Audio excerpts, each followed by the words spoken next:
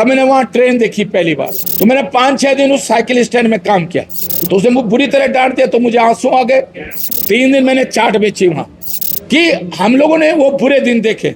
इस प्रदेश के नौजवान के पास न रोजगार है, किससे हमारे माँ बाप हमको पढ़ने के लिए अपने गहने बेचती हैं, माँ हमको पढ़ाते लिखाते हैं, कोचिंग कराते हैं, और जब पेपर लीक हो जाता है तो उस माँ का सपना टूट जाता है। तो हमने तो श्रीनगर में आम बेचे, बीजो आम हिला हिला कर बेचा, कद्दू बेचा, करेला बेचा, छचंडे बेचा, मूली बेची, प्याज बेचा, लकड़ी बेचे। मुझे आज भी लकड़ी घास भी बेचा हम लोगों ने। नहीं, मैंने ये बात इसलिए कही कि जब मैं ट्रेन मैंने देखी नहीं थी, श्रीनगर में ट्रेन नहीं थी, मैं इंटर में पढ़ता था, तो ट्रेन देखने के लिए मैं श्रीनगर राज के इंटर कॉलेज में रहता था, हॉस्टल में रहता था। तो मैं ट्रेन देखने के लिए बिना घर में मेरे पिताजी तो नौकरी करते थे, तो मैं गांव में पथाने जाने के बजाय मैं सीधे कोटद्वार भाग के गया। एक हमारे स्वीत गांव का एक व्यक्ति वहां रहता था, किसी दुकान में काम करता था। तब मैंने वहां ट्रेन देखी पहली बार, कोटद्वार में ट्रेन देखी। उस समय नया नया टीवी आया था, टीवी भी मैंने ब्लैक एंड व्हाइट टीवी था। जिस दुकान में वो काम करता था वो व्यक्ति, उसके सामने ही एक टीवी की शॉप थी। तब मैंने पहले बार ब्लैक एंड व्हाइट टीवी तब वहां देखा, और मैं उसके बाद ट्रेन में बैठ गया। मुझे नहीं पता कि ट्रेन कहाँ जा रही। पहले वो ट्रेन लक्सर में मैं लक्सर उतर गया। फिर लक्सर में मेरे पास पैसा था नहीं, तो मैं लक्सर में उतर गया ट्रेन से। फिर मैं कहाँ जाऊं, तो मैं वहां एक दुकान थी, उस दुकान वाले का साइकिल स्टैंड भी था रेलवे स्टेशन के पास। तो उसने कहा आप पढ़े लिखे हो? मैंने कहा हाँ, मैं 11वीं में पढ़ता हूं। तो मैंने 5-6 दिन उस साइकिल स्टैंड में काम किया। लोग जो भी साइकिल अपनी खड़ी करते थे, ट्रेन से इधर उधर जाते थे, कूपन ले जाते थे, फिर जब कूपन जमा करते थे अपनी साइकिल ले जाते थे। अब एक दिन क्या हुआ कि उसकी दुकान भी थी मिठाई की। अब उसका एक कर्मचारी नहीं था, तो उसने मुझसे कहा भाई, मैं उस समय साइकिल स्टैंड से थोड़ी देर के लिए, उस समय जब ट्रेन का समय होता था तभी साइकिल स्टैंड चलता था, तभी कोई साइकिल जमा करने के लिए आता था। तो मैं उसकी दुकान में आ गया जिसका साइकिल स्टैंड था। तो उसने मुझसे कहा भाई, ये चाय के बर्तन और वो साफ उठा। तो उसने मुझे बुरी तरह डांट दिया, तो मुझे आंसू आ गए।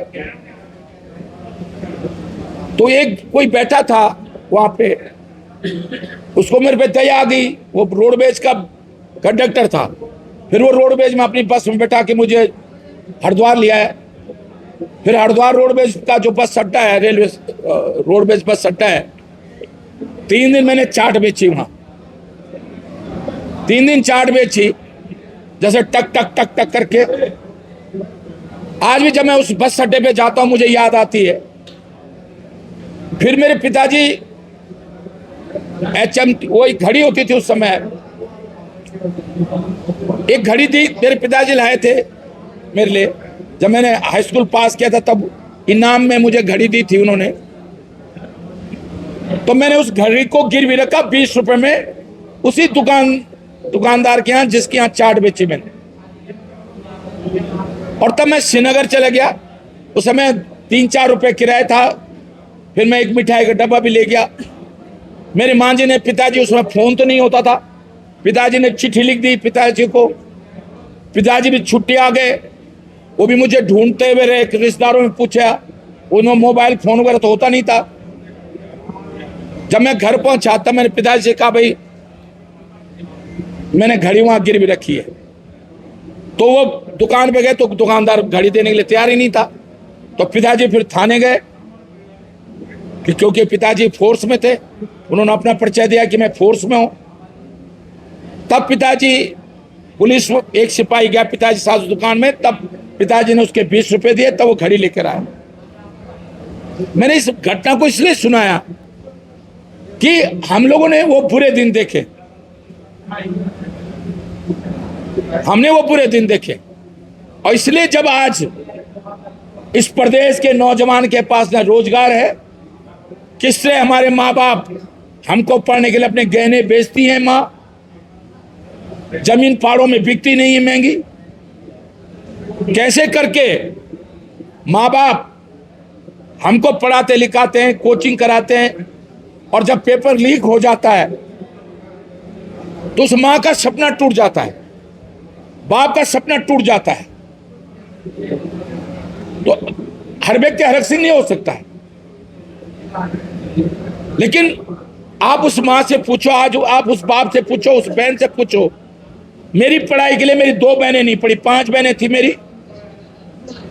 मेरे से पीछे की 2 बहनें 5 के बाद इसलिए नहीं पढ़ पाई क्योंकि 50 रुपए का पिताजी का मनी ऑर्डर आता था। 40 रुपए जब मैं श्रीनगर इंटर कॉलेज में हॉस्टल में रह गया, 40 रुपए मेरा खर्च था, 10 रुपए में पूरा परिवार चलता था, क्योंकि गांव में राशन पानी हो जाता था, सब्जियां काफी हो जाती थी। तो हमने तो श्रीनगर में आम बेचे, बीजो आम हिला कर बेचा, कद्दू बेचा, करेला बेचा, छचंडे बेचा, मूली बेची, प्याज बेचा, लकड़ी बेचे। मुझे आज भी लकड़ी घास भी बेचा हम लोगों ने, तब हमने अपना जीवन यापन किया। तो मैं इसलिए कह रहा हूं, और इंटर के बाद मैंने अपने घर से 1 रुपये नहीं लिया, इसलिए नहीं लिया कि फिर मैं ठेकेदारी भी करता था और पढ़ाई भी करता था, और फिर मैं राजनीति में आ गया था, तो फिर तो आप सबका सहयोग मिलना मेरे को शुरू हो गया।